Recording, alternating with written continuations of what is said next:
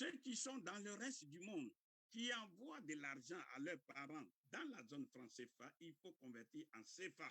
Il y a un pays et un seul qui peut convertir en CFA, c'est la France. Donc, les membres de la diaspora, sans se rendre compte, enrichissent scandaleusement la France. Ça veut dire quoi? Quel que soit le dirigeant français qui voit que c'est une source financière énorme, il ne va jamais renoncer à ça. Enfin, quatrième occasion, c'est ce qu'on appelle les dons et l'APD, l'aide publique au développement. Eh bien, quand les gens, parce qu'il existe quand même des gens généreux sur la terre, on dit, bon, je m'avais aidé ces pays africains de la zone franc. Mais en réalité, c'est donc il fait, parce que c'est en monnaie étrangère, ça atterrit directement dans la poche de la France. Il y a des gens même qui se sont rendus compte de cette supercherie et qui disent, ah bon, donc l'argent que moi, l'Américain, je vais donner à ce pays, ça s'en va dans la poche de la France. Donc, je vais aider plutôt un pays qui n'est pas de la zone franc CFA, que ce soit le Ghana, que ce soit le Nigeria, etc. Parce que lui, il veut que son argent aille directement au bénéfice de celui à qui il donne. Voilà donc les 4 occasions. Maintenant, malheureusement, comme le temps s'en va, la question, c'est de dire, qu'est-ce qu'il faut faire? Je suis prêt à revenir sur tous les points qui n'ont pas été soulevés. Hein. Qu'est-ce qu'il faut faire pour solutionner tout ça? Eh bien, puisque nous voulons sortir de la colonisation, nous voulons sortir de la néocolonisation, je dirais dans du néo-esclavagisme, eh bien, il y a 3 solutions qui, de notre point de vue, si elles sont appliquées, non seulement l'Afrique va renaître de ses cendres actuelles, mais l'Afrique va reprendre la direction du monde, comme elle l'a fait hier. Qu'elle a fait hier pendant des millénaires. Quelles sont ces 3 solutions? La première solution, c'est battre la monnaie unique africaine. La monnaie unique africaine, elle va dormir dans une maison qu'on appelle la Banque centrale africaine. Cette Banque centrale africaine sera naturellement sur le continent africain. Et à partir de là, on peut se poser la question, qui va garantir la monnaie unique africaine que j'appelle la MUA en abrégé?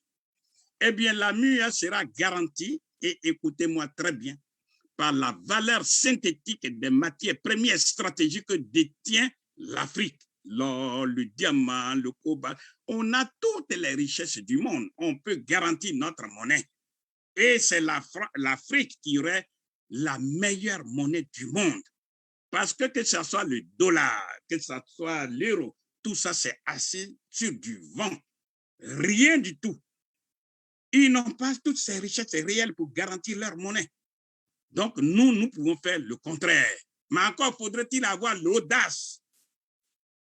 Bien. Deuxièmement, si on dit quels sont les critères de convergence, parce qu'on aime tellement ça, quels sont les critères de convergence pour battre cette monnaie unique africaine? Il y a 54 pays africains.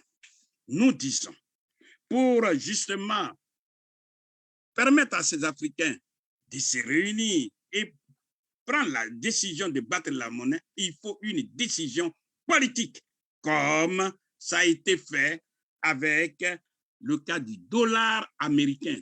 Aujourd'hui, 50 pays américains. C'est le Congrès, c'est-à-dire c'est le Parlement. On n'a pas eu recours à des critères de convergence. Deuxième exemple, c'est le dollar canadien. Il y a 10 pays qu'on appelle 10 provinces. C'est le Parlement, c'est-à-dire les représentants du peuple qui ont pris la décision politique de battre le dollar canadien. Pourquoi nous ne prenons pas les bons exemples? Troisième exemple, c'est ce qu'on appelle le yuan chinois. Le yuan chinois, eh bien, en 1949, le yuan chinois a été simplement battu par les Chinois, c'est le Parlement chinois, par une décision politique. Je rappelle que la Chine, c'est 30 provinces, pour ne pas dire 30 pays, peuplés de aujourd'hui de 1,4 milliard de personnes. Ils n'ont pas eu recours à des critères de convergence. C'est une décision politique parce qu'ils ont une vision. C'est le pays qui doit être sauvé. Et quand on a un pays, quand on a le pays qui brûle, il y a des décisions audacieuses qu'il faut prendre. Donc la Chine a pris cette décision, les Chinois se sont mis au travail, les résultats sont là, personne ne peut les contester au moment où nous sommes en train de danser. Ensuite, nous prenons le cas du franc suisse. La Suisse, et écoutez-moi très bien, c'est 26 pays qu'on appelle 26 cantons. Et il y avait, notez-le, vous pouvez le vérifier, 860 monnaies différentes en Suisse. C'était la pagaille monétaire. Les Suisses se sont réunis et ils ont pris une décision politique pour dire que désormais, nous avons une monnaie unique qui s'appelle le franc suisse. Et ça, ce sont les parlementaires suisses. Et aujourd'hui, ils gèrent tellement avec vigueur, avec rationalité cette monnaie que la Suisse est devenue la banque du monde où presque tout le monde va mettre son argent à l'abri. Donc, il faut une décision politique. Ça, donc, je résume. Quels sont les critères de convergence?